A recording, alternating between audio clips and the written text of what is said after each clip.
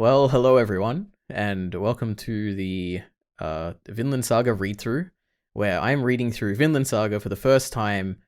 This is part 7 now. Book 7, yeah. And I'm joined by Bacon. He's here. Yeah, hello. Yeah. Hello, I'm here. With Yep. my squeaky chair that you can all hear. I'm Love sorry. it. So this is covering English Book 7, Japanese volumes 13 to 14, and chapters 87 to 100. So 3 digits, my goodness. Wow. We're making it really far now. This is great. So the events that are covered are the Ketil family returning to the farm, and Ketil severely beating Arnheid for thieving him. We get Canute arriving, and then the battle beginning on the farm. We get Arnheid's death, and Thorfinn and Einar vowing to create a paradise in Vinland. Thorfinn takes 100 blows. He speaks with Canute, and then tells him that he's going to run. And Thorfinn and Canute work toward the same end by the end of this book. And then Thorfinn returns to Iceland for a chapter. So that's the events that happen. Yeah, okay, well, I guess overall thoughts. This is easily the best book, like by far. Like, I can't believe it. Like, I read this in, I don't know, I basically read it in one night. Like, I read up to chapter 97, I think, like in one go, and then I took a break because it was like really late. It's just like, it's the best book, it's the best arc. Like, it's so much great stuff happens. So there's gonna be, like, obviously we're gonna talk Vinland Saga, much. some may say. It's just, I can't believe it. Like, I thought, okay, this arc's gonna be like good, but like I didn't know how good it was gonna be. I guess, I don't know. Like, it's better than the prologue in every way, in my opinion. Like, there's just so much more emotion I felt when I was reading this. Then when I say watch the anime for the first time, I guess is when I would have had the most emotion. But I think this just confirms that the anime is bad. Maybe, yeah. As we all thought all along. You know what? That's it. We figured it out.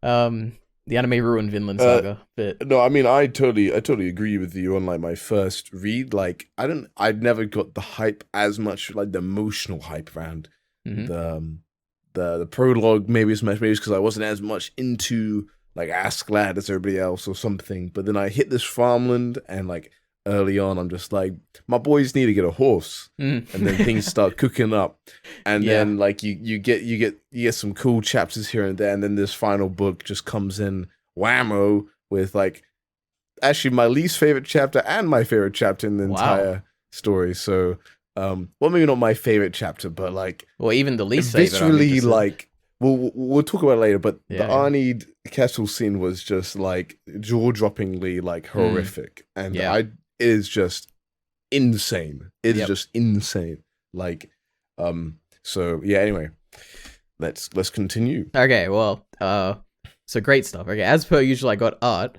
Now there's a lot, so like I couldn't narrow it down to 4. I've got like, I don't know, 6 or something.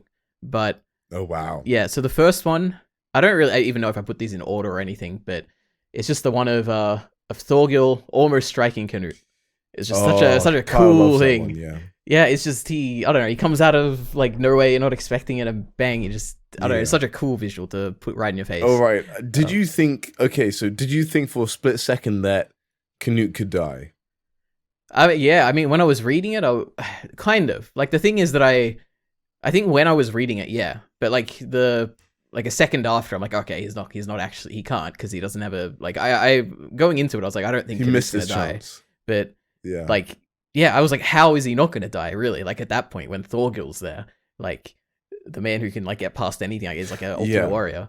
Okay, man, what a moment Kyle to read, Entertainment, mutual friend said, like, he makes I mean, I didn't feel this way, but he made a video of what could have been or something like that, and he kind of talked about this moment and like loads of other moments in like things he's watched where he actually, like, despite all narrative conventions and it not making sense, you're swept up in the moment and you genuinely believe full force that this is the end of so and so character, and this was a moment for him that he really liked. So interesting. I have seen that video. I just skipped I remember he did talk about Vinland Saga. That's so cool that this is the moment. Okay. Yeah, I can kind of see where he's coming from. I wouldn't say like I don't know. Like, it wasn't as like I know the other examples he uses in that video. I don't think it was like that for me in this particular case, but it was definitely a big moment. Like, I loved reading this. That part especially. Yeah. That whole chapter, sure. crazy. All right, so Dude, I'll be honest, I can't yeah. for this one, I can barely remember the chapters. It just kind of merges into one. Yeah. And this is the part of the book I'm actually most worried about getting adapted into anime in a way, because it's just like so many bodies moving. How can you make it look good? Like, there's just scenes imagery that's just like horrific and everything. So yeah. Anyway, continue. It is funny how Mappa's doing that at the same time they're doing Attack on Titan's final arc, which is going to be equally like a lot of stuff going on, you know, like imagery and stuff. I don't know how they're going to do all this, but yeah, anyway, we'll see. I mean, the Vinland Saga production, as run in my video, you know, it does feel like quite different. It's just, I mean, like the animation production is under Mappa, but they've got their own team, right?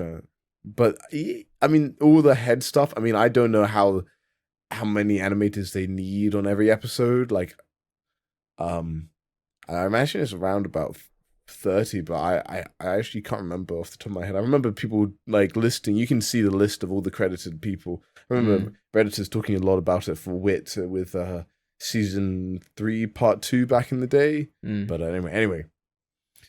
Yes. Okay. Well, let's move on from all this action, and I'll show you the next standout panel, which is, so it's when Arnheid is already injured, and she's like unconscious and like wrapped up by Peter, and Einar just goes and he's about to like, I don't know, comfort her or not really. He's in shock, and he goes up to her, and then Peter's like, don't touch her, and all he does is he just crouches down and he's shaking and he's looking at her, and I just love that visual. Like, I just felt it so much. It's just when the art like captures the emotion so well, I'm like, man, this is good stuff. I kind of forgot about that show. That's really good. Yeah, I like that. Good stuff. Yep. There's so much stuff in this book. All right, so the next this section, I've got the next standout bit is just after Arnheid's died, and it's just Thorfinn and Einar just committing to creating a peace in Finland. And I don't know, it's one of the best visuals, just in this whole story.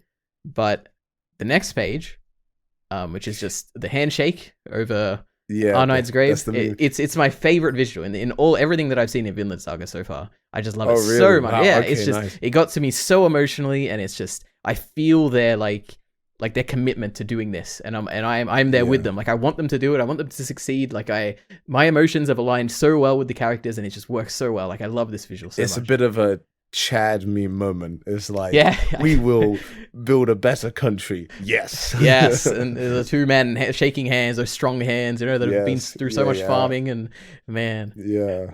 Great stuff. The next standout art is the beautiful king, and then the non so beautiful slave, you know, just staring at each other, Canute and Thorfinn, and it's just it's beautiful. But they both have the eyes of Thor. They do. It's a beautiful thing. Panel. Yeah, that's cool. Yeah, no, good shot. Okay, now that's a shot for Thorfinn. I think they'll make him like purple and stuff, but it will look really. It's going to be hard to do. I mean, I do not envy the animation team. Well, yeah, you don't want it to look like comical or anything, right? You want it to look... Yeah, because like Thorfinn in the prologue when he's beat up and stuff, I don't think it looks that amazing, but like I don't have to take it that seriously. Like here, you don't want him looking too goofy, you know? You need some harsh like lighting. Yukimura uses a like, I don't know, he hits the nail on the head, like making Thorfinn look beat up, badass, but also like... cool, I guess. I don't know. Yeah. No, I know exactly what you mean. And it's the look is just captured so well. Like the contradiction between them, or not the juxtaposition or whatever, it's just so well done. All right, there's two more standout pieces of art. One of them is when Canute has tried to silence the wave, you know, showing everyone that he can stop the waves, and you just get this still panel after he's failed to do it. It's just the wind is blowing and everyone's just looking, and it's like a frozen moment in time. And I like this. It's a tiny panel. Like, I've zoomed it in a bit here. Maybe in the video I'll like show the whole thing, but I don't know. It's just one little slice in a page, and I like it so much. Now, the final standout art is kind of similar to what we had before, but it's just a big full page thing of Thorfinn saying, "I will run." Like ugly looking Thorfinn after taking 100 hits, and just stating his mission of what he will never go to the last resort. He will always use running away as his first resort, and it's great. Yeah, that's all the standout art. So much in this book. Yeah. Now, we have a lot to cover in this book. So, to start off, I think I'm going to start with the thing that confused me the most, or that I probably misinterpreted throughout all of these books, which is Ketil. So, essentially, I was pretty confused. I think I got it as I went along, because what happens is initially he's very he's scared. He's cowering the barrel that like Thorgil throws, and like he runs out of that barrel, and it's like, I'm gonna go find Arnheid. And then as soon as I think it was his wife who says, oh, she tried to run away, he just gets unbelievably angry, and he decides he's gonna go to her, and he ends up beating her basically severely. So obviously this is a very, very big turn from anything I was expecting from Ketil this whole time. And initially I was like, I don't understand. I mean, I understand it, like it makes sense, but I didn't feel the emotion of like why he would be feeling like this, you know? Now, later on, it is revealed kind of that maybe he took the Iron Fist Ketil name from someone else who existed. Like Snake says that, he's like, oh, I trained under the real Iron Fist Ketil. Now this guy, maybe he stole it. Now, yeah, firstly, do you think that is true? Like, is that something you accept as a fact, or is that, yeah, because I think he actually admits it, that he's not a warrior in that earlier scene when he's in bed with Arnheid. Yeah. You didn't pick up on it. No, I like, mean, yeah. Well, you didn't say it at the time, but like, I didn't say anything either, so I don't know why I didn't say anything, but I didn't. So no, but that's good. You know, Snake says he's not Iron Fist Ketil. I find very little reason to find, like, actually Snake regrets almost saying that he's not Iron Fist Ketil, because that then means that his bandmates feel like they have to fight, you know, like, so. I think Snake's definitely telling the truth. Interesting. Continue with what you're saying, and I'll try and respond, I guess. Okay. So, I mean, so I guess I'll start off with saying if I think that's the truth, which I do think it is, because it fits so well. Now, the only reason I would think it might not be the truth is that I think it's the opposite of what you just said, which is that Snake brings this up as a reason for his men not to fight. Like, he brings it up as though this isn't even the real, like, Iron Fist Ketil. Why are you fighting for him? Is the way I took it. So it's kind of like Snake trying to get his men to save themselves and run away. Like, this man is lying to you. He's always been lying to you. Why are you fighting for him? Like, don't bother. I don't know. It's a small thing. But the reason, assuming it is true, which I think it is because it works well, is that it really shows how if he's been I don't know, living a life where he's stealing the reputation of someone else, it kind of shows how paranoid and how afraid he is of someone stealing stuff from him. Which is kind of what his whole, like, why he's so angry at Arnheid, the fact that she tried to run away and like something that was his. He's very possessive, and something that he wants, like titles and wealth and power, and he has all these slaves and they're running away from him. Like, I think the fact that he stole this title of Iron Fist Ketil kind of informs a bit why he's so possessive and so paranoid. So I think it works that way. But on first reading it, where I didn't know that, I didn't get that at all. But now, having read the whole thing, that's how I feel. So Ketil, Ketil's one of my favorite characters in this manga. Like, cool. The more I think about him, the more I like him. And I think it's because, first of all, he's not the typical evil slave master, but he does have a big weakness as a character. He is actually a very kind-hearted person, but he is someone who's too kind-hearted for this world almost, and doesn't have any strength to back that up himself. He's neither mentally strong or physically strong. So he takes on this alias of Iron Fist Ketil because that will help ward off people who have bad intentions on the farm. You know, it's this idea of like, oh crap, they've got this, the guy leading this farm is a warrior. Like, I can't fight him, so I'll go somewhere else. You know, like, so it's a way of protection. And so, you know, Ketil is always, you know, trying to accrue more wealth because that's just kind of like how he lives his life. That's how he kind of, he kind of wants it for the prosperity of his family, but he is also like that type of guy that wants to keep on expanding and expanding. I wouldn't necessarily call it greedy. Though Spherical does kind of say it's kind of greedy, but like he always has this kind of pitfalls of just like wanting to basically ensure his safety by buying it under Harold, and then Harold dies, and then he's unable to get it under Canute, get that safety because Omar screws it up, right? But like that as a plan in life is not a bad idea, you know. Become a servant to the biggest, you know, dude around, and give him lots of food in your farm. Be prosperous yourself, but then also have the protection from other people. You know, that's the kind of idea. Yeah. And so this all just falls apart. Like his farm's gonna be taken away from him, you know. Yep. And so that kind of like puts him into a deep state of depression. Like he doesn't have a son that you think can take the mantle or the reins from him. And he kind of just like completely snaps. He just breaks in generally. And the only thing he has as any sort of anchor emotionally is Arnid. You know, like when we go back to him in bed with her, she is the only person that he can tell all his secrets to. He can't even tell his wife. You know, his wife is, you know, like cold-hearted to say the least, right? And so once Arnie showed that like has left him, all of, you know, and he views her as property, which, you know, is very problematic, of course.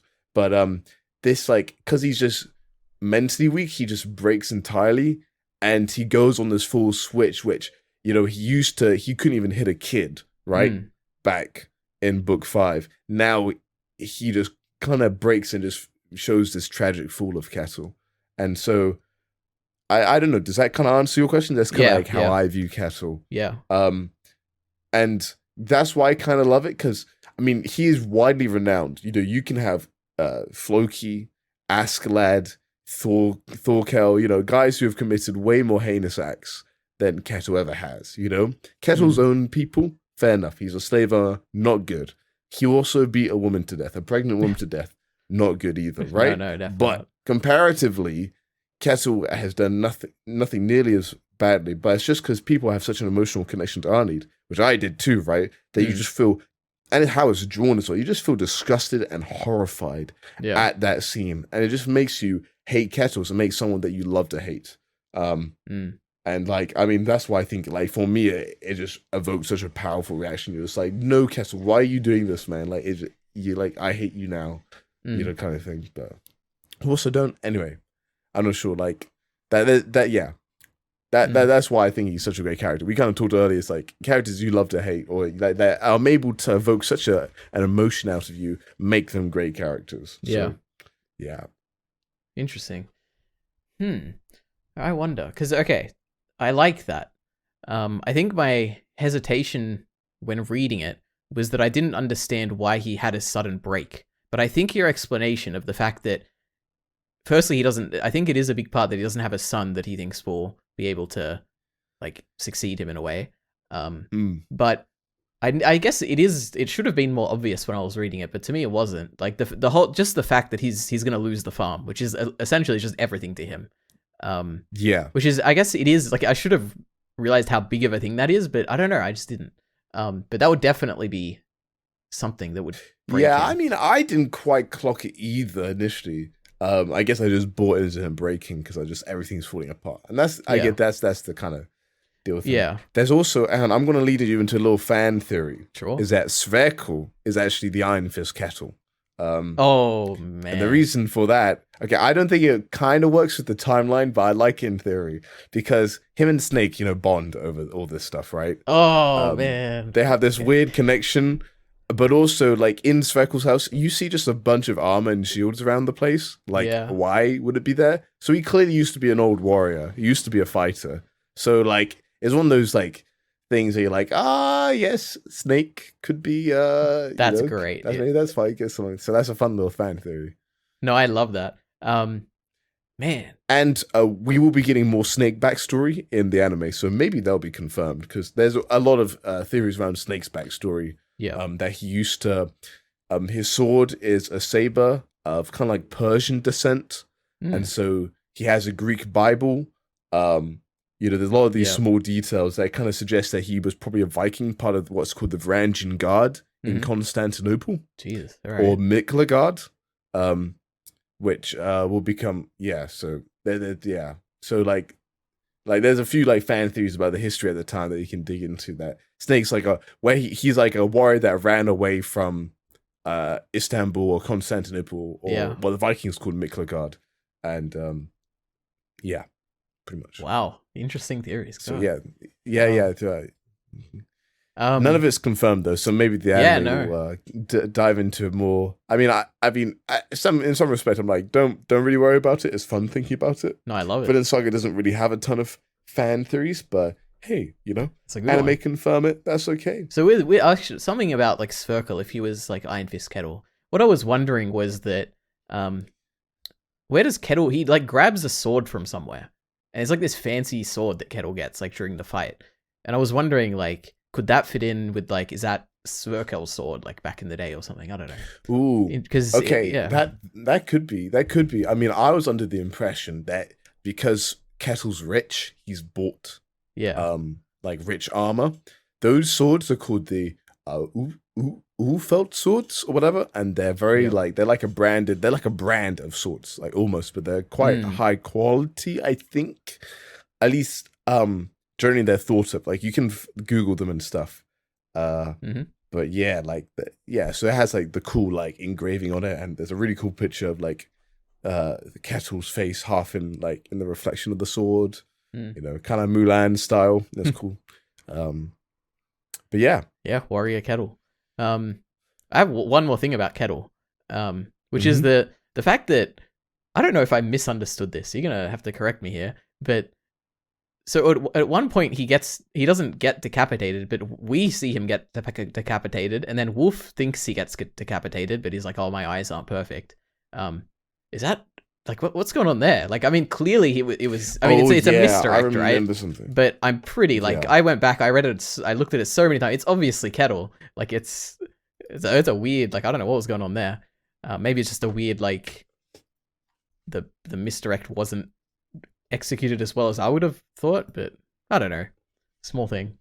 Yeah, there's a few things. I mean, there's actually there's one major issue I do have with this story, and I'll see if you agree with it later. Interesting. So let me let's just continue regardless. We can find it, folks. So if this is where you can cut back in. I'm explaining to the viewer. Yeah. I'm explaining to you that what you already know about me explaining to the viewer. Yes. Okay.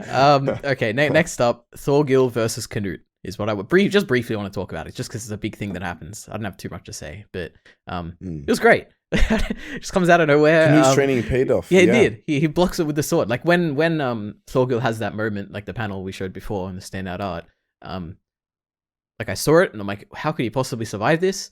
And then you go to the next, like I'm like thinking and like scrolling or whatever. I'm like, okay, someone has to like some of his guards have to hit him, but no, it's Canute. He like unsheaths his sword and uses it to block it, and it's such a cool move. And yeah, his training is paying off, and I don't know, he's not as helpless as he used to be, and it's so cool.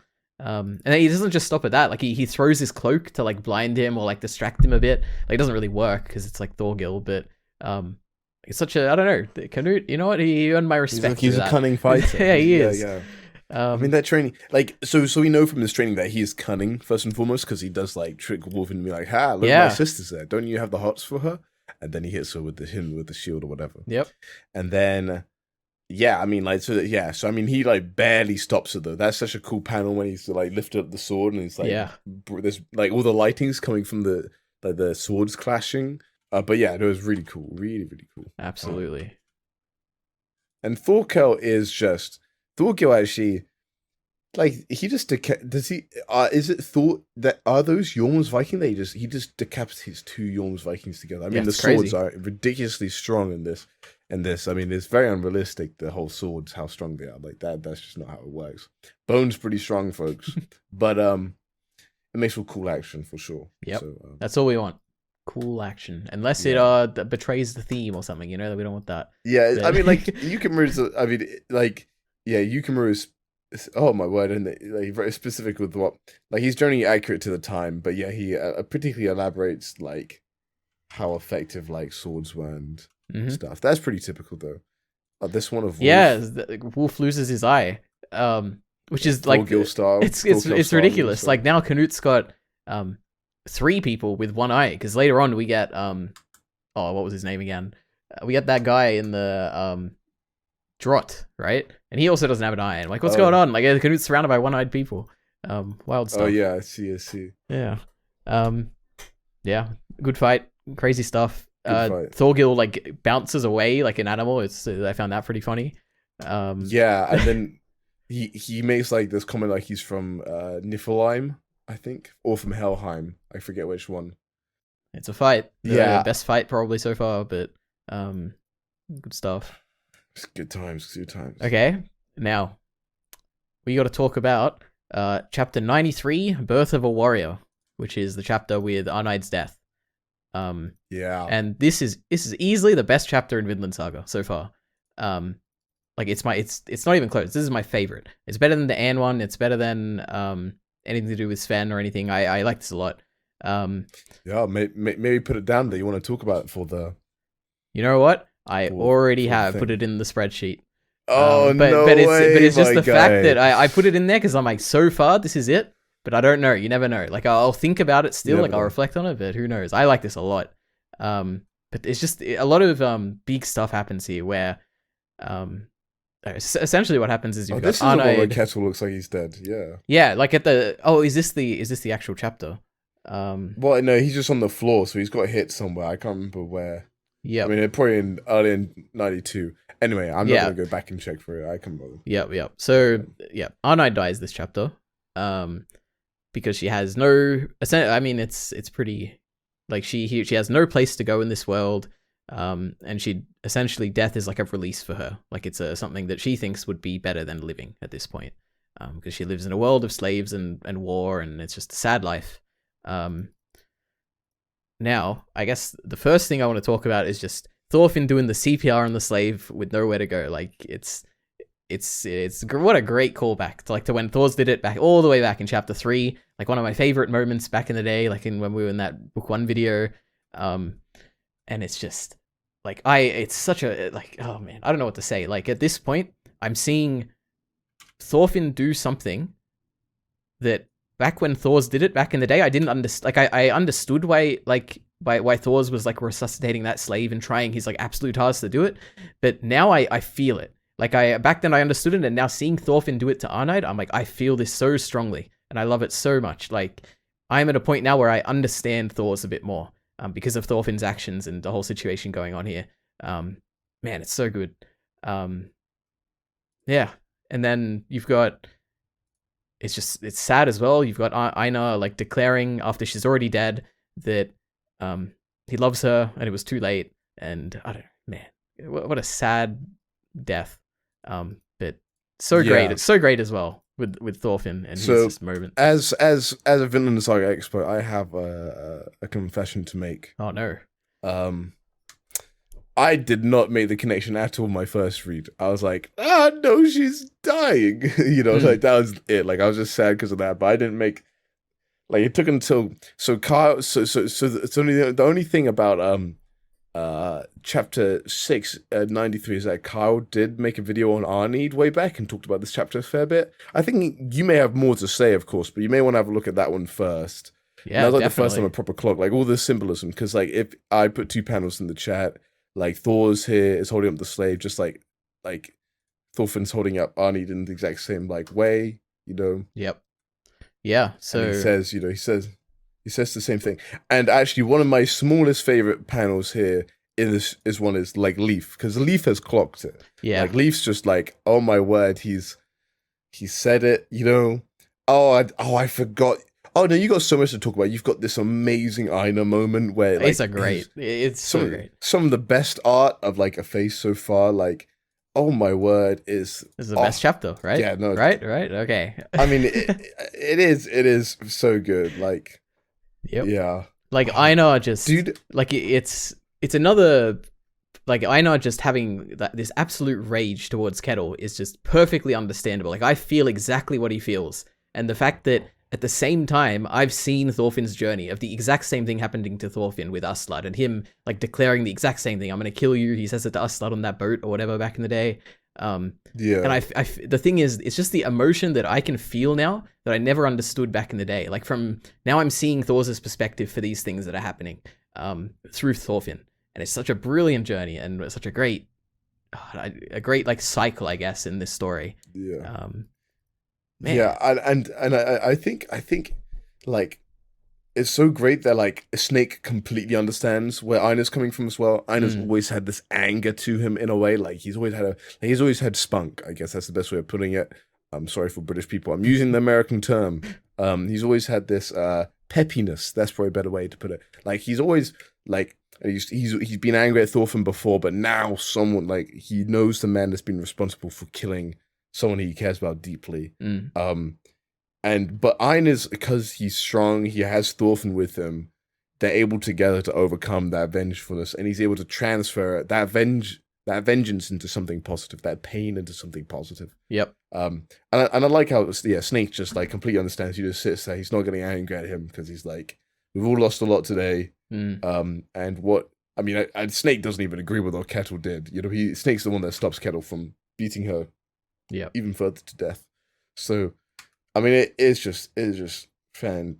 It is. Yeah, of course. I got this great line here in there that I liked a lot, where it's Thorfinn, and he's saying, "The anger you feel will not disappear after you kill the master. It will only lead to more anger and more death. That's how our world descends into hell. I've seen it for myself. Please, brother, don't fall into the same curse that struck me." I love it so much. Like, and him just calling him brother, like just empathizing with him so hard. I'm like, man, what a line, what a chapter. Yeah, what a moment, bro. What a moment. Yeah, between these two friends, two brothers, who are both leading interesting journeys. And then it's the two of them, and they're hunched over, both crying about the death of this person they liked and loved in Einar's case. I guess they both loved her. I don't know, it's just so in different ways, of course. Yeah, in different ways. And I feel it. I love it when I can just feel what's going on, you know? It's not always like that when I read a story. But I felt very sad watching this. Liked it a lot. And then I just wanted to see, like, I think there's something about, I wanted Arnie to see Arnie as her own person. Sure. And, like, yeah. I also wanted to see the romance, of course, because I'm like shipping them at this point.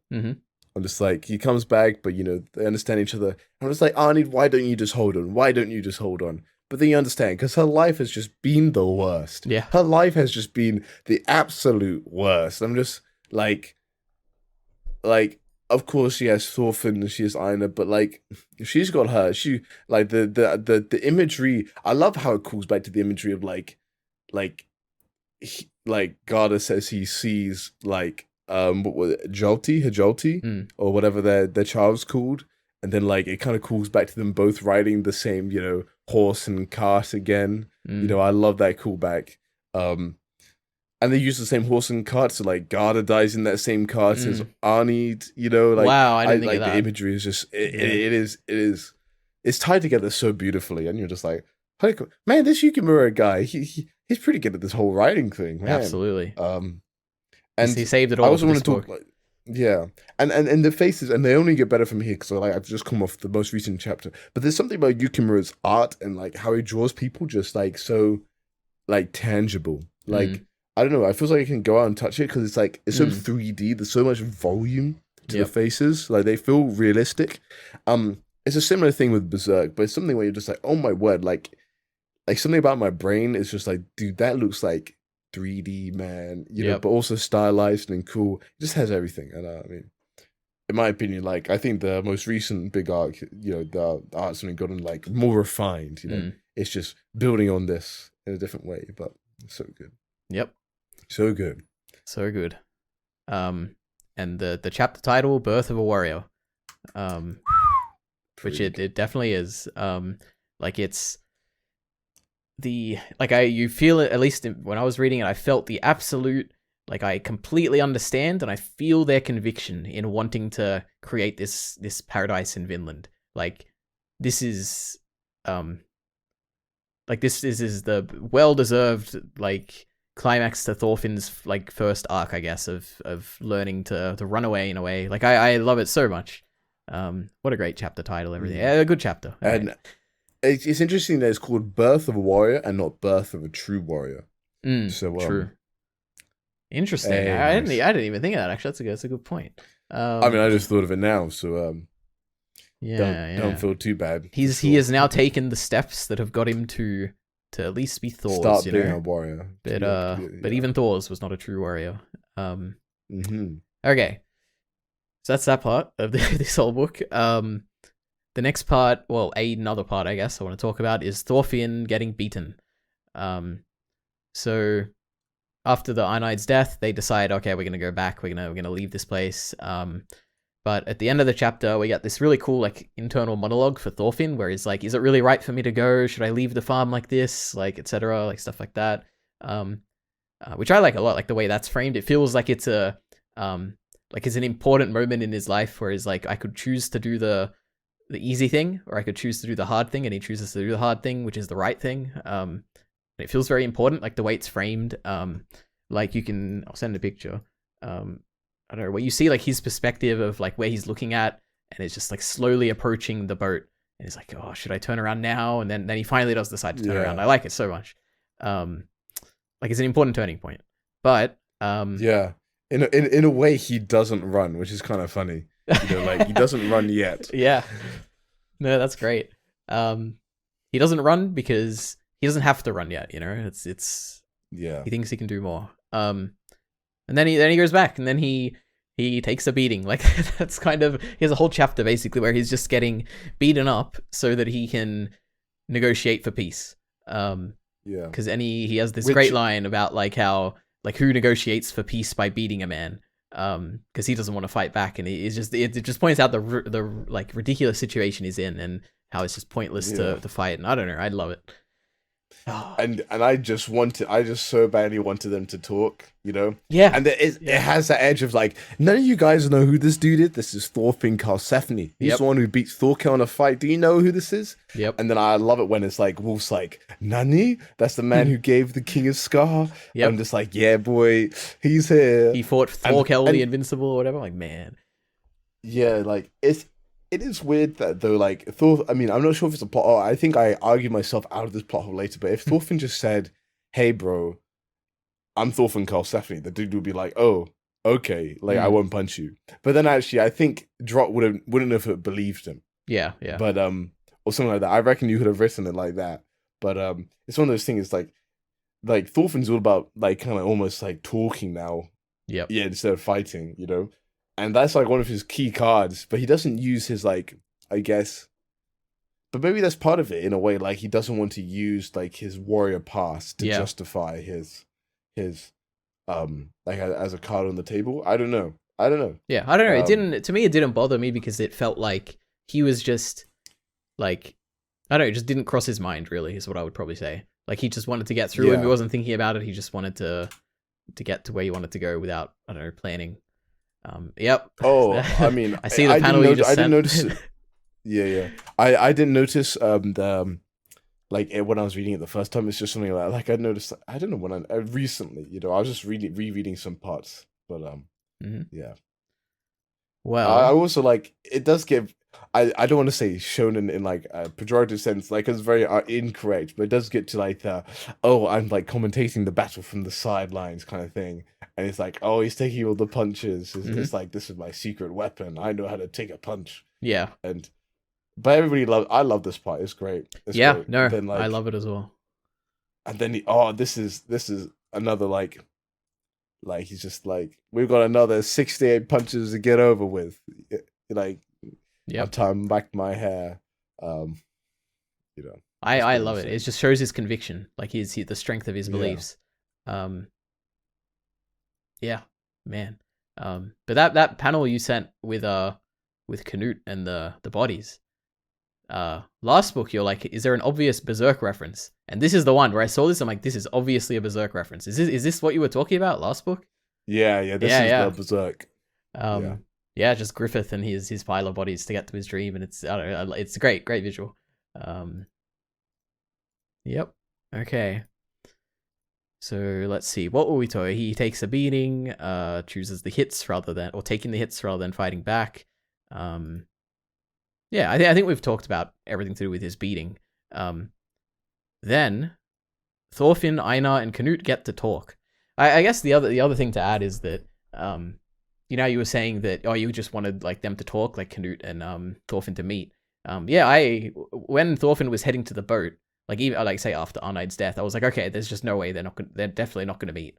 Like he's gonna go, he'll build his Vinland, and Canute will go down his dark path, and like it's just gonna end with a final confrontation, maybe many arcs from now between them.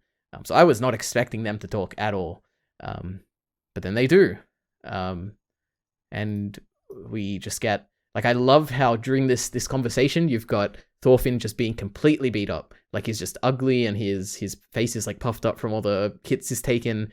We talked about it a little bit with like the Standout art, but just the contrast between them is just so beautiful. Like the powerful king and the powerless slave, and they're just, man, what a great contradiction or juxtaposition. Yeah, and I think something that like so what was your emotions going to through the scene when they're meeting? Do you still what up until which point do you think Canute is like a villain? Because I never really felt like Canute was full on villainous. I guess I did when I first was reading it, but like you seemed very bought into like Canute is the villain now. Yep, absolutely. Yeah. And then I'm just reading how the chapters are set up, but then like then you have like you end like this is like 99. Like it waits until the very last moment for Canute to kind of break down and just start laughing. Yeah, which is great. It shows some humanity in him, and they kind of understand each other. And then it kind of like during this whole time, Canute is given the eyes of Thor's, and it's like you always feel like this is an endorsement by the author, but you're not sure how. And then this kind of clarifies for it in a way. Like there's something. Canute's doing an incredibly hard job of trying to save the Vikings, and which one's correct? Like, is it just better to try and create your own world or try and salvage the world you're part of? Like, well, they're both in different positions and they're trying to do it, I guess. So that's like... Yep, not at all what I was expecting whatsoever. I was so confident. I think the moment where I realized it was, even after this laugh, like it's just, I literally only understood it when Canute left. Like when Thorgil was like, where are all the boats or whatever. I was up to that point. I'm like, okay, they still haven't reached understanding or whatever. What a I don't know if it's a subversion. Like it was definitely a subversion for me. Like I was not expecting this at all. Like for Thorfinn and Canute to be, I have known that they're working towards the same. They're both working towards a paradise, but their means of doing it are very like one of them is much cleaner than the other. But I just didn't expect them to come to an understanding where they both respect each other for doing what they're doing. Where Thorfinn is like, I don't know if what you're doing is good or bad, but you're saving a lot of people, and I can't judge you for it. I don't know. I just love their exchange. I wasn't expecting any of it. Yeah. So we can talk about it in more detail. And Floki hears the name, and he's just like, yeah, it can't be him, man. Thorfinn? It can't be him. I mean, once again, Floki kind of merges into the background a little bit more than I think a lot of people would have, because he is set up early on to be the main villain, and he doesn't do that much. But we got some predictions at the end of this. We'll talk about. All right. Okay. I see. Yeah. Let me just read this again. Floki was mightily displeased with him. Actually, I like how Wolf kind of just understands. He's just going along with what Canute says, but he's like, you don't see why you withdrew. We will reconsider the plans to play farm of others. I wouldn't want to make Thorfinn's job any harder. Yep. Oh, so that's the main idea, I guess. Yeah, I forgot about that. I mean, we can talk about it now. I've got a whole section on it, basically, what they talk about. All right, so yeah, we can go more into detail on this this whole conversation, I guess now. So, all right, first let's go back. Let's start with Einar during this conversation.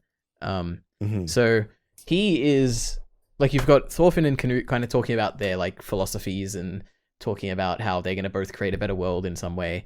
And then you've got Einar at the same time, who's essentially, he doesn't care about any of that. He's just like, he's the voice of reason, like a straight talking, like down to earth kind of person who doesn't care about all these like lofty philosophies and stuff. And he just follows his heart. Like I love Einar a lot. Like he calls out essentially this whole, like his role in this conversation is just to call out all of Canute's, not hypocrisy, but like all the bad stuff that Canute is kind of leaving out of his explanations. So it's a cool role to have. Yeah, like he's very much like the straight man, and he's a normal guy. Like when you're mad at this point when I was reading, I was like, I'm mad. You're just like, yes, Einar, you tell him, Einar. Like this guy is just like, he thinks he's the king and all this stuff, and he just cuts through the crap. I think that's the best way of putting it. It is. He also has this forever memed panel of, I bet you've never held a hoe in your life. And he means a farming hoe. But, it's a funny meme as he points. Yeah. Hey, I thought that line it got to me. It was like, this is a great thing. Wait, is it the same one? Like, the one I'm thinking of, the one I've written down, is that he essentially tells him, like, if you've never held if you've never tilled a farmland or whatever, then you won't know what it's like to lose it. It's like, man, this is great stuff. Yeah. Try making your own field of crops, and then maybe you understand what a terrible thing have stolen from you. Yeah, and it's very much this point, like what farming is about, the creation, how much harder it is to create, and how much longer it takes to create than to destroy. And that's what Canute's doing, and he's destroying this farm. So yeah. Yep. And then Einar calls Canute the boss of the Vikings. Which is something I was interested in, what like the Japanese word was for it, but I couldn't find like the raw thing. But interesting, like boss of the Vikings, and that when he calls him that, that sticks with Canute. Like he clearly, like that's what Canute took in from Einar, which was really interesting. Because like after Canute calls him, after Einar calls Canute the boss of the Vikings, Thorfinn like says something, but Canute like completely ignores it, and then Canute to himself like repeats boss, huh? It's like, yeah, boss. It's like that's what got to him. And I think I could be interpreting this so wrong, so correct me if I am, but I feel that's a moment of Canute like not realizing, but like laughing at the irony of his whole situation, where like his whole thing is to stop the Vikings, not stop the Vikings, but like stop the bad aspects of the Vikings, like stop the parts where they're not embracing love and no discrimination stuff. And the fact that this simple man who doesn't know him is calling him the boss of the thing he's trying to fight against, and it's just he's just realizing the irony, and I think it sticks with him. So that's how I interpreted that. That's what do you interesting. I mean, I just kind of thought like it's here, like he has so Canute, when he goes into his whole speech about like how he has so much power, he has everything. He's one of the most powerful men on the known planet of Europe at the time, and yet he still can't command the seas to be calm. Yep. And this is a reference actually to a real thing that the real King Canute did, where he does command the seas to be calm. Now there's different interpretations if it's like that Canute the Great at the time was like he actually believed that he could command the waves. Yeah. Like like he was a bit deranged, like he thought he had the power of God on his side or whatever. But anyway, in this version, it's a really nice callback to like a very, I guess one of the more famous stories about Canute. Because I didn't know about Canute at all beforehand, but the first stories that popped out after I researched him was this one. Interesting. Because like when I was reading this, like in him stopping the wave and like he doesn't actually stop it, it did remind me of something. Maybe I've like heard like briefly that story like ages ago. I don't know. Yeah. But yeah, man, I liked it a lot. Like it's the fact that he's like it's a good way of just showing the kind of thing he's trying to go against. Like he's trying to like this is the god, this is the kind of power that I'm trying to fight against. Like the everything that the way the world is now, I want to change it, and I don't have the power, despite what you think, to do what you're saying. But I don't know, cool, great visual. For a moment, I was like, maybe he will stop the wave. Like I was there with all his men when they're all like, "Oh, he's gonna stop it." It's like, man, maybe this is a science fiction kind of thing, man. Yeah, is magic gonna be shown? Yeah.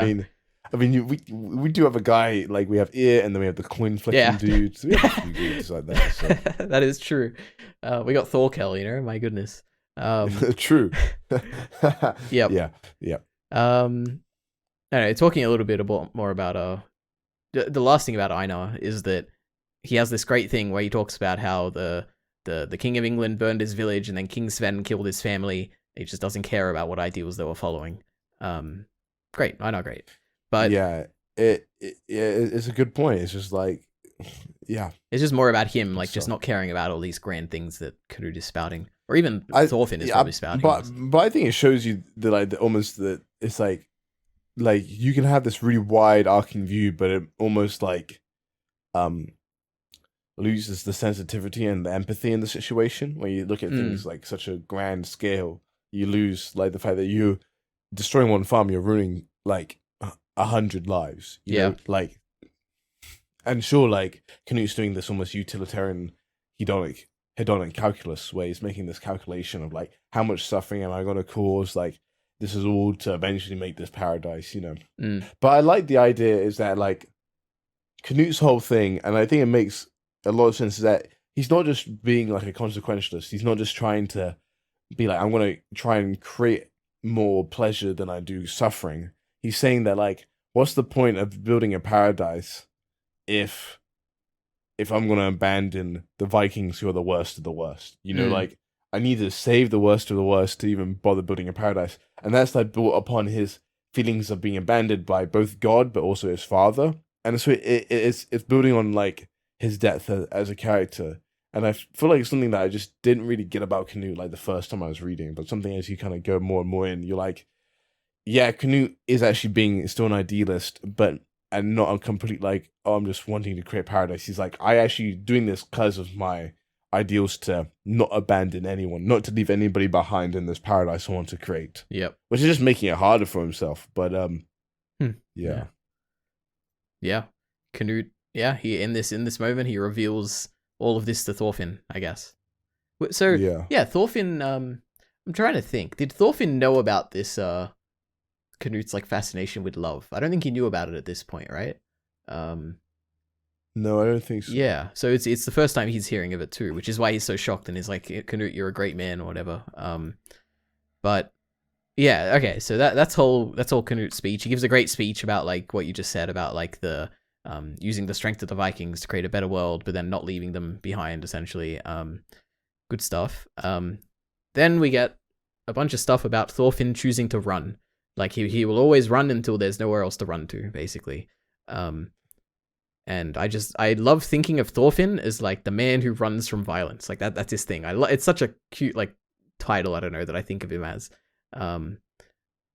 Man, what a like interesting way to deal with his philosophy, or his like, I don't know, his problem of no violence, you know? Yeah, I mean, so just before this, actually, Einar does have like a big speech about, like he said, I've had enough. I won't be your victim any longer. You know, like, yeah, as you say, like he kind of quotes this, and yeah, no, definitely brought back, and then like, but yeah, Thorfinn says, I will run, and I think so I remember my teacher, who was my religious studies or philosophy teacher in school, and she was always interested in martial arts, and she always talked about how like one of the first things you learn in martial arts is how not to get into a fight, and this is very much what Thorfinn talks about to be the first resort. Like he talks about this earlier, like, is there a way the last resort is using violence, and the best way like to, you know, not use violence is to run, you know, or to not confront violence in any manner. And that may have problems in the future, because sometimes you can't run. Yeah, kind of like he had to get punched up, but he found a way around that to get to Canute in the first place. So yeah, it's just like, it's just an interesting like philosophy of violence, I guess. Yeah, I like it so much. Like I want to see how I just want to see how it's going to get challenged in the future. Because it is such an interesting idea. I mean, it's not like, I think the extreme that he takes it is what's so interesting. Like the fact that he will never, like his goal is to just never harm anyone. Like it's in his world, it's such an extreme thing, and it's very interesting. It's what I like about it. Okay, so more on this conversation. The gist of it is that the two Thorfinn and Canute are going to be doing the same thing with different means. Like they're both trying to create a paradise and different ways of doing it. And essentially that Thorfinn is going to fill the hole of the problems that, or the way that Canute tries to do it. So like anyone who can't be, like we talked about a bit before, like anyone that can't be saved by Canute's method Thorfinn will try and save them in a way. And I think it's just really cool that Thorfinn, like through like trying, like talking to Canute, he understands that Canute is struggling. Like this isn't, Canute is, like, I think I don't know if he understands it, but I think there's like a connection where like Aslak is speaking to Thorfinn, and then you've got Sven talking to Canute, and I think Thorfinn kind of can empathize with that a bit, even if it isn't like explicitly in the text or anything. Like I feel like that's like a connection that they have where like Thorfinn, because what he says is that he essentially encourages Canute not to take the easy path, where he says, if you continue to persecute others like this, sooner or later no one will be able to save you. So do some work, don't make my job harder. Like I think through that he's saying don't take the easy path, like don't listen to that voice in your head, like the slut in my head, you know. So it's a cool little connection, you know. Yeah.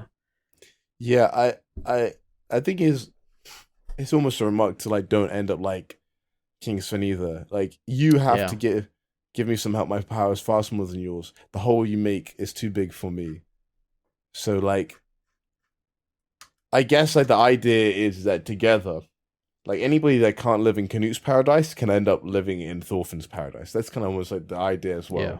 Like, so Canute will try and save the worst of the worst, and sort of Thorfinn will create a place for almost refugees. Yeah. In a way, and I mean, yeah, there's this mutual understanding, and I think Canute's also just like he's so used to people trying to be tricky and just not honest that like he's like it's such difficult negotiations, you know, like when it's really just really simple. Like Thorfinn's just, you know, showing all his cards. He's just like, this is how I feel. This is what I'm gonna do. I'm telling you exactly what I'm gonna do. I'm gonna tell you what I think about you and what I don't like about you. I'm not gonna, you know, try and poison you or do anything behind the back. I'm not gonna be like Askeladd and try and play you. He's just playing it straight, you know. Yeah. And I think that's kind of like almost what makes us love Thorfinn in a way, that he's just very honest, you know. He's just like, okay, yep, this is what I'm gonna do. I'm gonna try my best.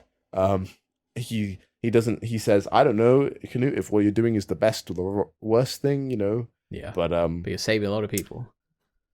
Yeah, just try your best, bro. Yeah. I guess. Love it. Like, he's not coming from a place of like entitlement. That's yeah. I just can't believe this happened in the story, Bacon. My goodness. Yeah. I'm reading this, I'm like, Canute is gonna be a tyrant.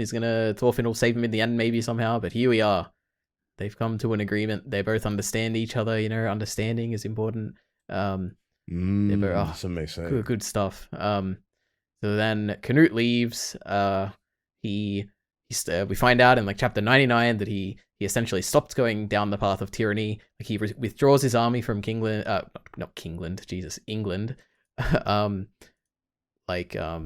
He decides he's not going to take the farms anymore. And he takes the step towards just a better path, like a better, probably harder path. Like his other path of tyranny would probably have achieved stuff that he wanted quicker or anything, but this is just a better path for him to take. And he has Thorfinn as a friend, with the same goals, just achieving them in a different method. It's just so great. And the thing I noted is that he's also, when at the end in chapter 99, when he's like, oh, he's the first, he becomes the king because the people accept him as king. He's wearing the crown, which I just don't remember him. He's always at that thing on his head. I don't know what it is, like a weird like band kind of thing. But now he's actually wearing the crown. Like he's not afraid of Sven anymore. That king who was cursed by the crown, he's wearing it. Cool little small detail, you know. Yeah, he's recognized as English, and Trust Canute had placed them. Canute has realized that the English recognize him as their proper king. Okay. Yeah, like I think it's just this. In my opinion, it's like a symbolic like kind of thing in the story where it shows that Canute is no longer afraid of that curse of the crown. Like he has a better path in life now. And just him wearing the crown, it's probably during his coronation or something, I'd imagine. But yeah, it's great. Yeah. I like it. But so that's all I've got for the Thorfinn, Einar, and Canute talk. So anything else? A lot happened, so I'm sure we've missed a bunch of stuff. But anything else you want to particularly talk about in that little? No, not particularly. Yep. Yeah. So next up is the Ketil family wrap up. So after this whole battle and Canute's resolved and he's left, we just get a wrap up chapter basically with the farm. in the best arc of this story so far. We wrap all the amazing characters. But something I've actually written here, which is a bit earlier that we didn't touch on, is the fact that Olmar gets to decide whether to surrender or not, like earlier in the battle. Yeah, man, what a great thing! Like he's gone on this journey of like learning just how much he doesn't want to be a warrior. Like I didn't find it too interesting at the beginning, but just now, like giving him the decision, the person who is like on his own like Thorfinn kind of journey, but like in a different way. I just, it's so cool. And then you got Snake being like, I'm not gonna laugh at your choice, like when Thorgil is obviously not accepting it. Cool. Olmar, you know what? I like Olmar a lot, just from this one little thing at the end. Yeah, Olmar's arc is really good. Yeah. And then you got him looking a little bit sexy, getting a sweat going at the end there. Yep. He's a hard worker now. And so are all the guests and everything. Cool. And Sverkel's alive. He lives. He survives the arc. I can't believe it. Iron Fist Ketil himself, you know? Die. My goodness. Yeah, for sure. So, okay, at the end in this wrap-up, we get Olmar respecting Thorfinn. He calls him a strong, kind, a real man. It's great. Like it. And in this wrap-up, we also get Snake giving Einar and Thorfinn his real name. Roald, son of Grim, is what he says. Yeah, Roald. Roald, son of Grim. Cute. I like it a lot. We also see that Ketil retires, and he is, I don't think he's grieving, but he's missing Arnheid in the end. Like he regretted his actions in the end. Obviously, which is kind of, so he definitely would have. Yeah, I don't know. That's interesting that you take it that way. What did you think what was happening? Well, so it says he later recovered from his wounds, but lost his bountiful appetite for work and entered retirement. I mean, that makes sense, right? The guy missed a lot. So he's not fully recovered. I mean, and he's also, like he's saying, Arnheid or whatever, like he misses her. Like he kind of regrets it. I thought it's almost like, but he's missing her in the sense that he's still reliant on her. Sure, that's what I was thinking. Not that he regretted his actions. That's what I interpret it as. Interesting. But to be fair, he is crying. He is sorrowful for her. So, actually be interesting to think about this more later for sure. Because I would like to make it a little bit more redeeming for Ketil in the end. Of course, he did some awful things, you know. Yeah. But like, as far as Vinland Saga goes, his nature is not that, you know, unkind. It's just weak, you know. So yeah. Hopefully, I guess the question is, did he progress in his journey, or did he not make any progression at all? Yeah, is he just stagnant now? Is he just moping about? Which he kind of looks like he is. He's kind of just sitting around. Yeah. I guess maybe we'll see. It's ambiguous. Maybe he'll get a spin-off manga one day. You know, the life of Ketil. The life of Ketil. Yeah. What else? We also hear that Thorgil left and was never seen again. I like that. So much. Like this. Just this dark panel of him just going into the abyss. And I hope, maybe we'll see him in the story. I hope we'd never see him again. This is a cool send off for him. Obviously there's so much more you could do with him, like a man who's been betrayed by his own family, who is trying to, he's a warrior and they're not, or whatever. There's interesting stuff you could do, but I like this ending for him. But a man lost. It is almost, yeah. For sure. So I've got nothing else for the Ketil family wrap up. Like what else really happened? I guess you've got Sverkel talking about how, like, in exchange for your farm you've got you've created this son. Man. Yeah, like a real man. Yeah. Really cute. Yeah. We've also got a Willy shown on the last page. Yeah. Of, chapter 99. Yeah, we do.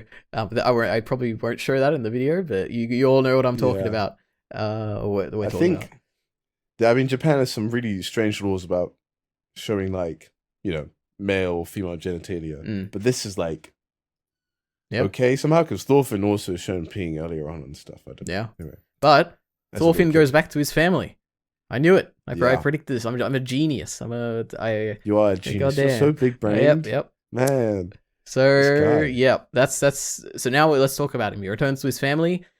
And my first amazing impression is that Helga was alive. I was so happy and so relieved, because the last time we heard about her was when Leaf arrived, ill, and he's sickly. and she's like, "Oh, your mother's not doing well," or whatever. And I'm like, "Oh, she's gonna be dead the next time he goes." And she's not, and I'm so happy. And then at the same time, Ylva doesn't remember him. I was not. It makes a lot of sense. Like, it's been a long time, and she was very young. They were both very young. But yeah, I wasn't expecting that either. But it was cute. She has children. Wild with Ari, you know. With Ari. And if you notice, Ari, this is a cool little thing, but I found it recently, but Ari is missing a tooth when Askeladd absolutely knocked the crap out of him. No, I didn't notice that. That's so great. So let me it's a bit inconsistent, I think, but like here definitely looks like he's missing a tooth. So yeah. Oh, that's great. So it's one of the cool things. Yep. So I get another one of the very few notes I have for this section is that I really like the first thing when Thorfinn sees his mother, the first thing he says is she's aged. Like, he doesn't think about anything else. Like, it's the first thing that comes to his mind, and that's such a sad like realistic kind of thing. Like, when you're away from your parents for long and then you see them and they're just getting older. And I'm like, man, I really like that. Like, that little touch where it's just the first thing he thinks about. Because it would be like when you see someone you've known for so long and they're so much older. Great. And the last note I've got for this section is Helga saying that Thorfinn has the eyes of Thor's. I think that's the first time it's been said where someone's made that comparison now. And it just solidifies his journey. Great way to end it. Oh, anything else you want to talk about with him returning to Iceland? Oh yeah, this is my least favorite chapter. Really? In the entire manga. Why is that? Like, for me, like, it just didn't live up to, like, it just was too quick. I wanted more time. Oh, interesting. Because I assume next chapter will also be here. So maybe they will leave here. There is a little bit, but like, I thought Ylva would get more. Like, here, like, Ylva just, like, it's I thought it would be more somber. Like, of course, you get the great moment with Helga, right? Mm-hmm. But then Ylva here is a complete joke. Which yeah, kind of. What I was hoping about. Like it is comedy's wrapped up. It has this weird thing of like Bug Eyes Thorfinn being like Ma as well. Like, it just feels very, very quick. Like, he kind of Thorfinn goes to complaining on the dock, and then he gets back up again. He goes round, and like it was just like. It was too fast for me. This is me talking about my initial reread. Yeah. Since then, of course, like I've mellowed out and I've found more things to like about it. But I kind of felt like, so Leaf in the previous chapter, like, is talked about Thorfinn being this prodigal son, which makes a lot of sense. Mm-hmm. The prodigal. Do you know the story of the prodigal son? Yeah, of course. Yeah. Oh, okay, of course. Wait, is it not like a, really? I guess I went to a Catholic school. I guess that makes sense. Okay. But it's a famous story. And I think it is a translation flair, so it makes more sense. But this is like, because I've read like the scanlation from way back when, it doesn't mention the prodigal son at all, which seems like a very specific thing. I mean, it could be a lost son, I can't remember, but prodigal or lost son, that's very similar. But basically, the story of the prodigal son is this son who, claims. Basically wants to do something great, wants to go off and be something greater, takes his inheritance, basically says, Dad, you're more useful to me than you are alive. You're more useful to me than dead than you are alive. I'll explain the general structure. But he goes off, and then he kind of just spends a load of his money very frivolously, all this inheritance that he has. And then this land that he lives in has a great drought.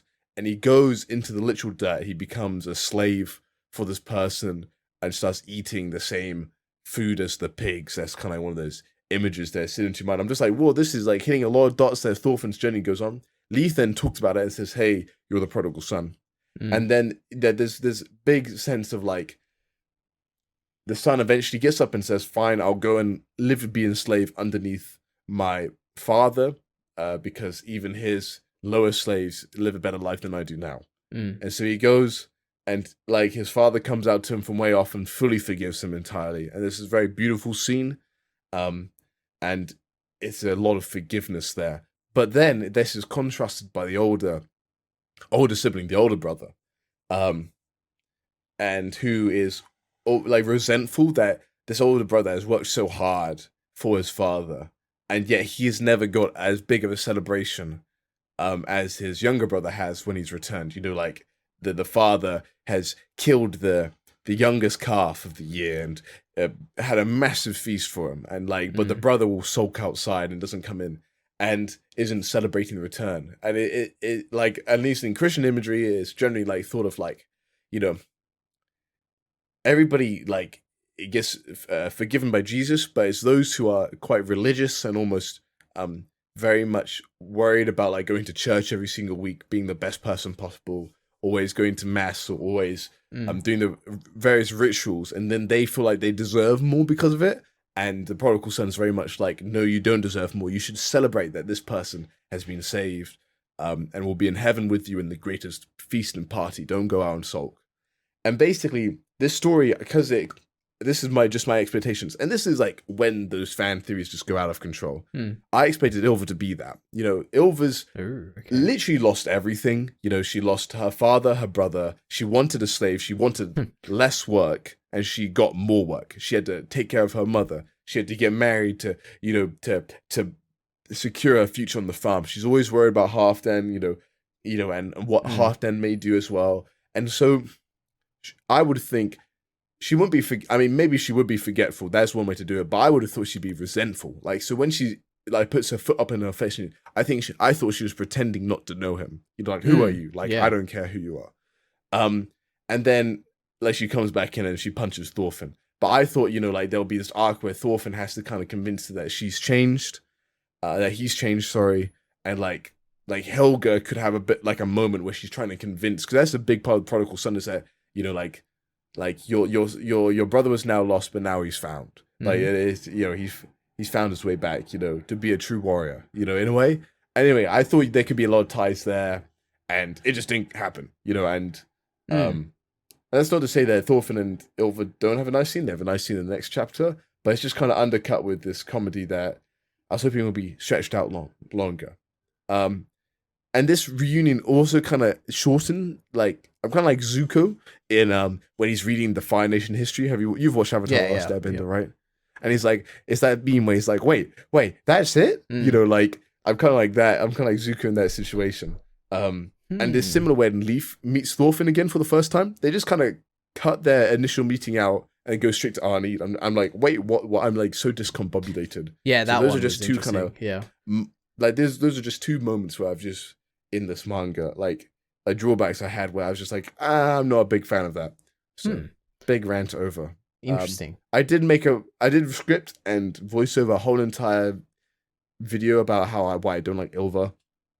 But then I didn't post it because I was like, what's really the point about hating on something where you're not drawing out the most depth, and it's more fun to try and find ways to like something and show depth rather than hate on something and almost willfully not try and see the good side about it, because that's what you have to do when you are hating on something. Yeah. No, I see what you mean. Yeah. I kind of agree with that with videos. Like, I have a video I want to make about Demon Slayer one day, and I'm not a big Demon Slayer fan. So I got to figure out how to get that all together.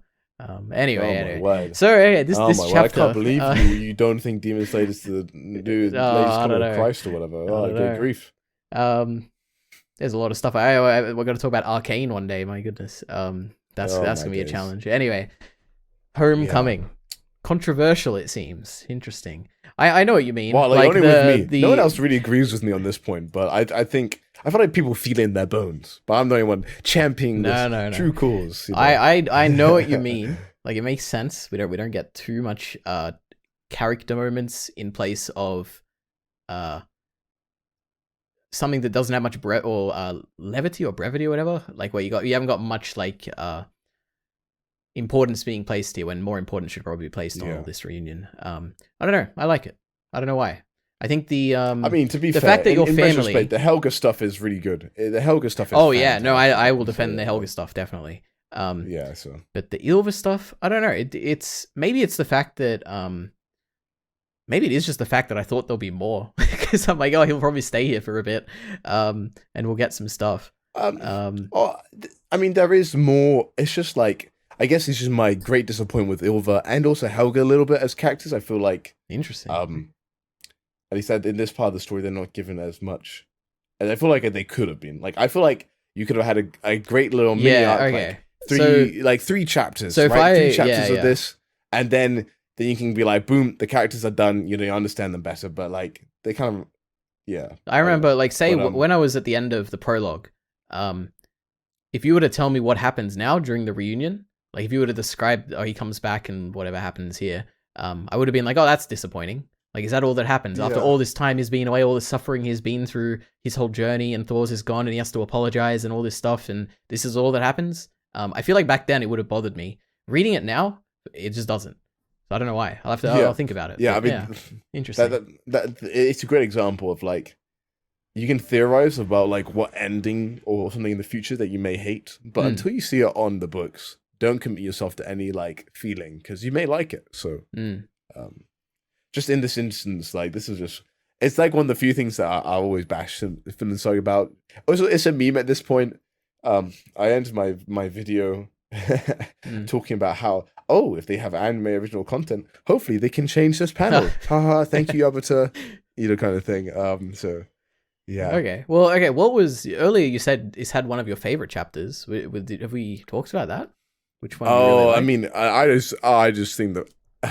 I hate calling my favorite chapter because it feels like I enjoyed it. But it's just the Arnie getting beaten up scene, like, by that's right. It's yeah, just so viscerally, like, emotive for me. Yep. Yeah, I don't like saying it's my favorite scene. I imagine for some people it's actually quite triggering, and that's almost for me. It's almost like it fuels your love. It's almost a good thing. yeah, in a way, like it triggered me in a good way. Like, I'm just like, oh my, this is just like. Oh, like, we've seen so much violence here, right? We've seen guys lose limbs, but there's nothing quite as impactful as this moment. Yep. So, Yep. Vinland Saga, good. Very, very emotions good. But we're not done yet. You got to talk about a bunch of miscellaneous stuff, and then predictions. Okay, later. Cool. So nothing from Ask Yukimura at the end here. That'll be in the miscellaneous stuff.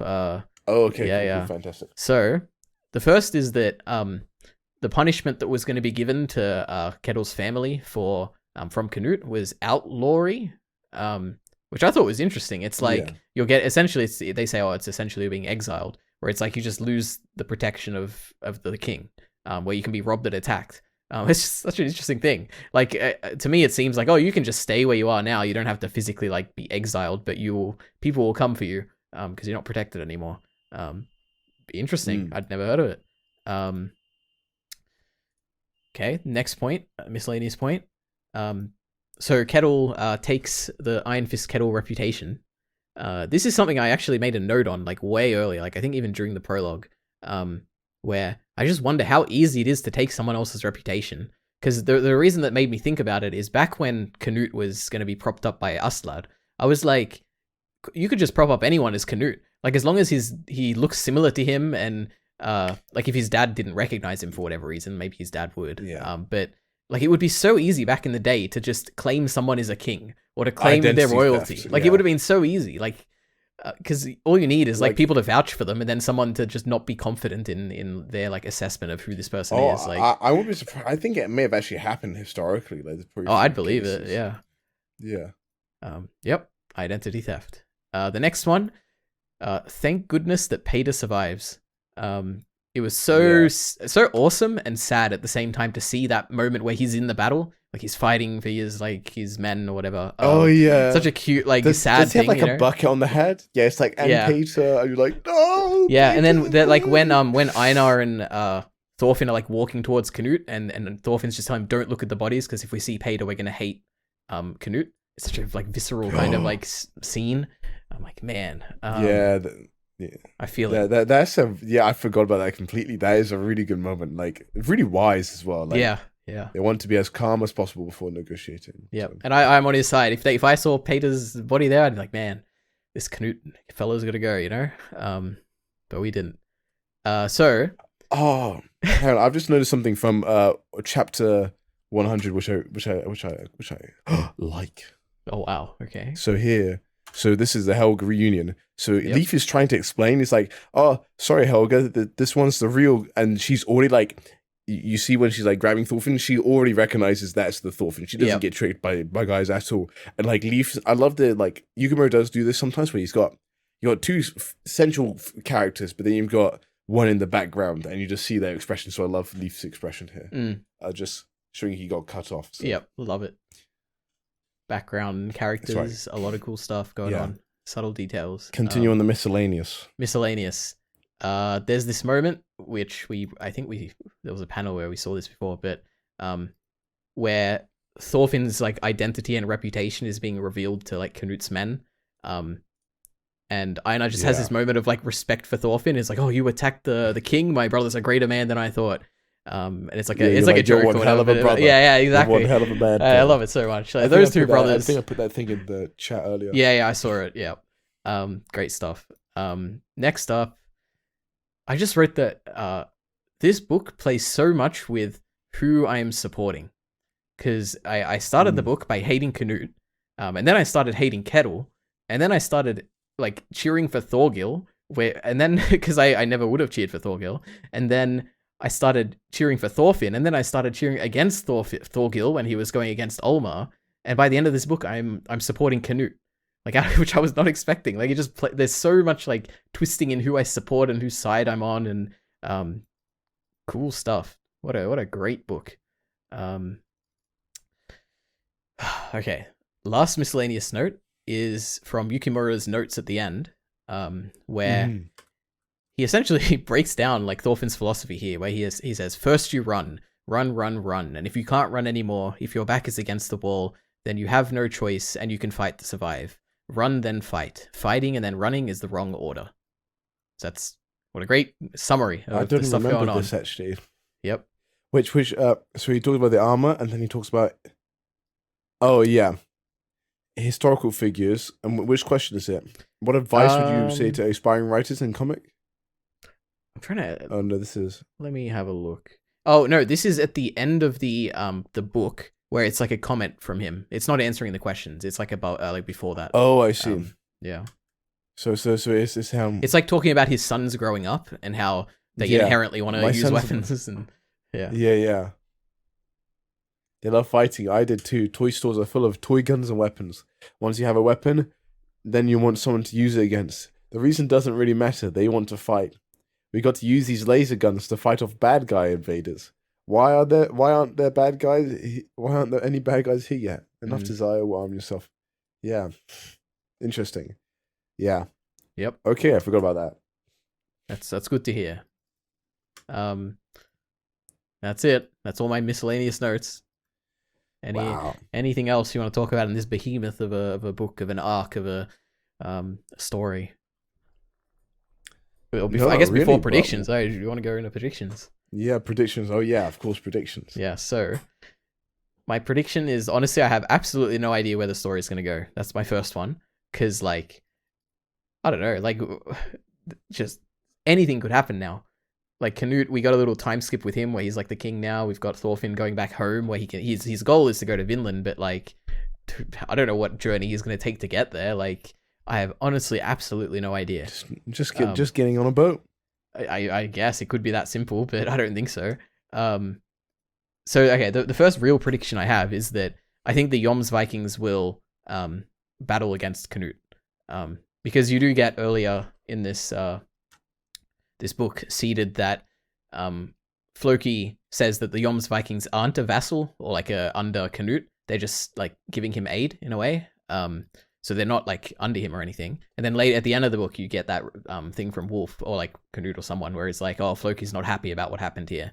So I feel like, and also the fact that I've been thinking for a while now that Sigvaldi will be involved in the next arc, that's also feeding into why I think this is going to happen, just because of the name of his old previous title. So the Jomsviking, basically they're a group of Vikings that are strong enough to avoid paying taxes to the king. So then the king can pay them as like a mercenary band. So they're just a mercenary band, basically. I could see them allying with another country, for instance, and then going against Canute in a way. Totally, like I think something could happen with that. So that's my prediction about the next arc with maybe concerning Canute. So the other thing is that clearly Thorfinn wants to go to Vinland, but to do that he has to get to Vinland. And also the fact that when he goes to Vinland, like, who's he going with? Like, maybe I'm thinking that maybe the next arc for Thorfinn could be kind of a recruitment arc where he tries to find people who want to help kickstart that like kind of society in Vinland. Because at the moment it's like him, Leif's helper, which I don't know his name, and then Bug Eyes and Einar. And I'm like, that's not many people. Like, I mean, you could go there, but like, surely you'd want more people than that. I guess. So I'm just assuming he'll go and recruit people. Maybe I don't know how he would recruit people. He doesn't have any friends. He doesn't have any connections. Maybe Leif would help him. I don't know. That's a prediction. The next major prediction is that I think the next stage of obviously Thorfinn is still going to be challenged, I think, in his philosophy. But the next thing, which I've been talking about for a long time, is that I think that Thorfinn is going to be searching for love in a way, where not because of love for the sake of love, but I think Thorfinn eventually has to have a child. Like, that's the thing that I'm like, he absolutely, he's going to end this story with a child, because that's how Thor's found his philosophy. So I think that's going to be a next part of Thorfinn's journey, about like finding love to get to eventually for the end of having a child, not necessarily for the love itself.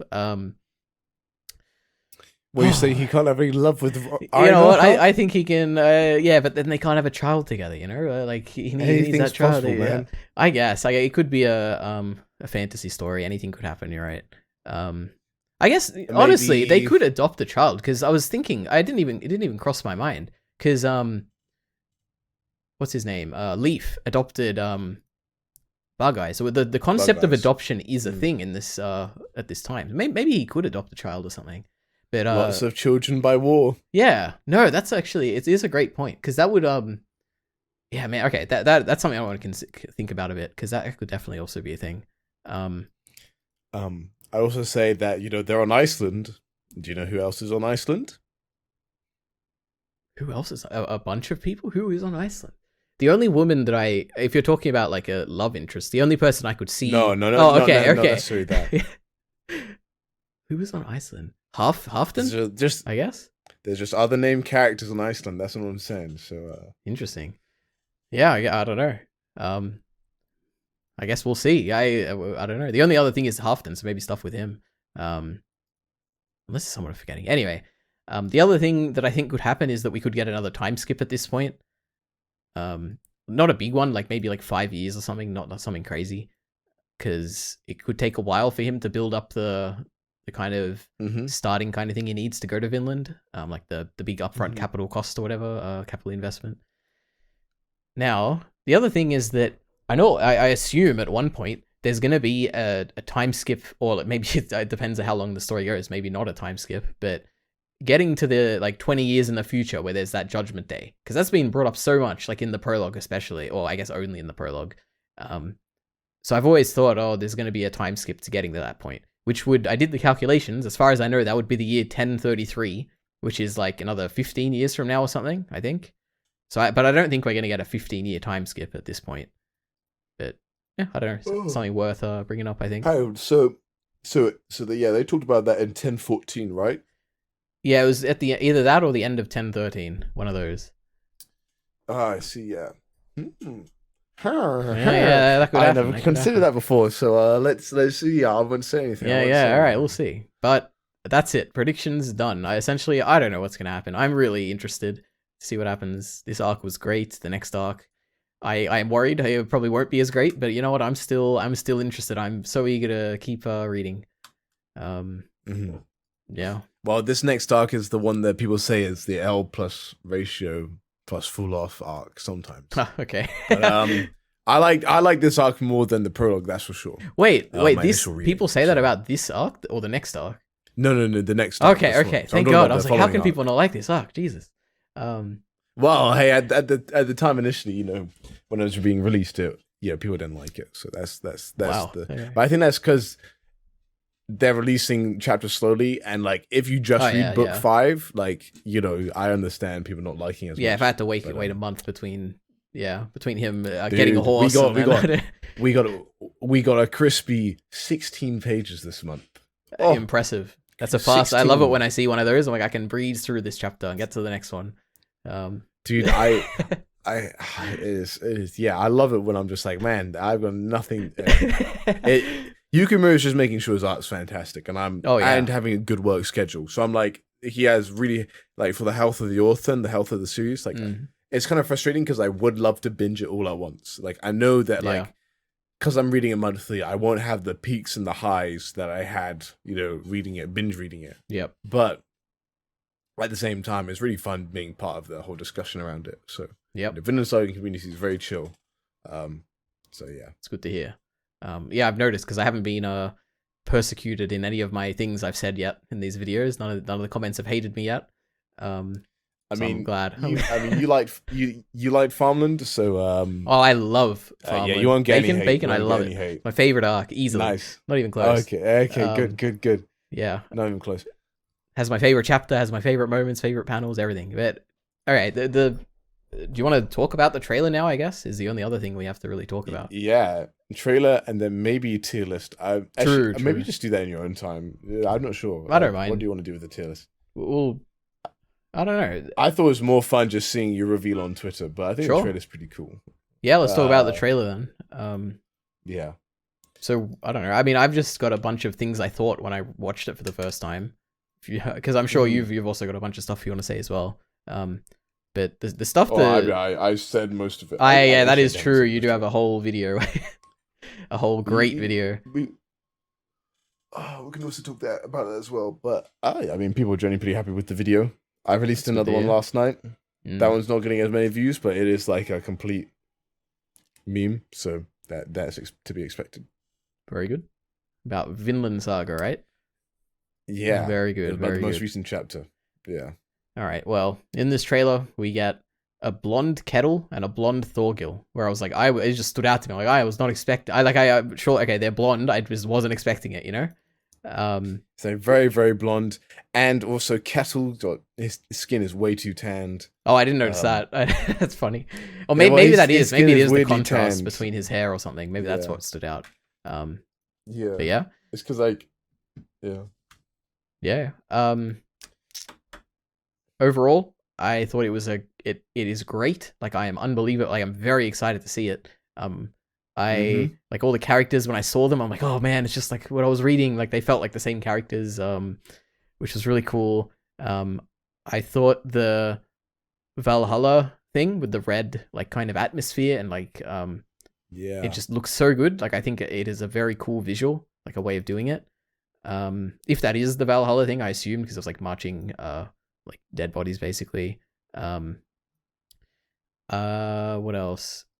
So there was the shot. You get the shot of Arnheid, like the reveal shot you get at the beginning of like the first farm book. Yeah. And that was it's nowhere near as good as the manga. Because when I saw that in the manga, I was like, this is the most beautiful woman to ever exist.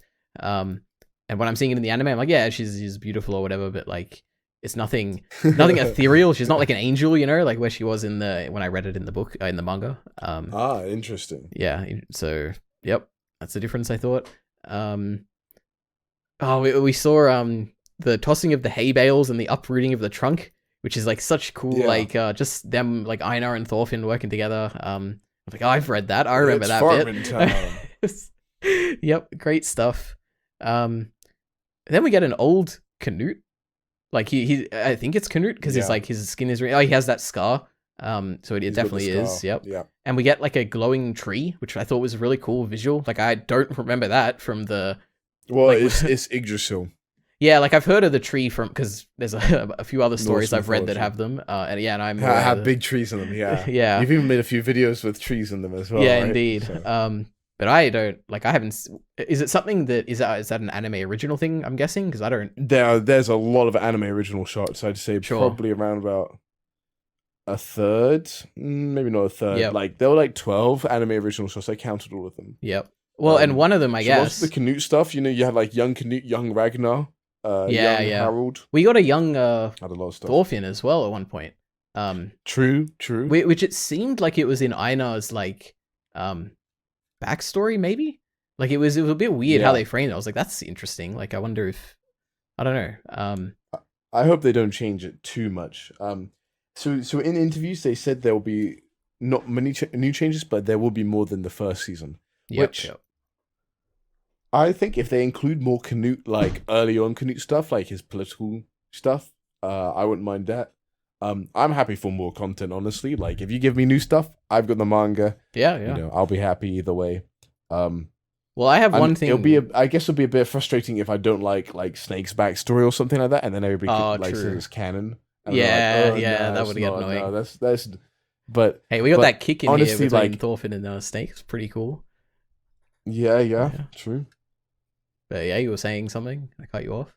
I mean, it's just in general like a good chapter and something to be excited for. I'm excited for it. I mean, Yeah. I know. I guess I'm more excited just because I know the staff on it are just big fans. Yeah, the passion. So like, it just makes me. I'm just excited for them, honestly. So yeah. And I mean, I'm kind of excited because later on, I hope there's some anime original stuff in later arcs. Well, I hope we get to that point. Wait, oh, interesting. Yeah. I'm sure we will. Yeah. But there was one shot in here where yeah, I think it was a young King Sven or something. Like, which I am really, if that is the case, I'm really interested because I just love Sven so much. Where like it was this person who I thought was Canute, but they had brown hair and they were like being coronated. I was like, is that that's interesting. You think it's Sven? Yeah, because I was like, I don't know who this is. Like, it's obviously not Canute. It's not like Harold or anything. It'd be Harold. Oh, it would be Harold.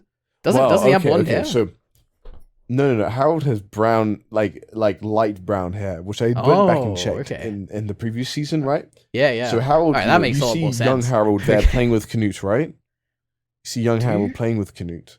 Man, I don't even remember. So you know that you get like baby Canute with his hat on, and then Ragnar, and then you get a picture of this other kid with his hair done back. Yeah. Okay. I just presume that's Harold. Interesting. Right? Yeah. But the thing is, the guy getting crowned later has a completely different hairstyle to Harold, so it could be a different guy. And people have suggested that it's Edmund II or Edmund Ironside, which is like the guy who's in charge of England, with that Canute takes over from, and quote unquote, like Thorgil kind of respects him or whatever, right? Is that the guy? Or is that another Edmund? I don't. God, there's another Edmund maybe. I don't know. I can't remember, but yep. Anyway, interesting. Yeah, probably is Harold. That's probably makes a lot more sense than my young Sven theory. So then the last note for the trailer is that I think the music is like perfect. Like I really hope it's not like a trailer music and it's like something that's in the show. Because already I've listened to the music in this trailer so many times where I'm like, man, what a great song. The same composer as season 1, so it should be really good. I love actually there's one song I listened to from season 1, and it's the one like Bjorn's death kind of song. Like, man, great song. But yeah, Vinland Saga, exciting things coming up. Get into the next arc. Sure. And here we are. That's the end. We reached the end. Cool. Anything else you want to say? Unless you had anything to say. Anything to say to my video, I guess. I don't know. Yeah, so you mentioned it earlier. Yeah, I mean the takeaway for me was like a bunch of the voice actors you talked about.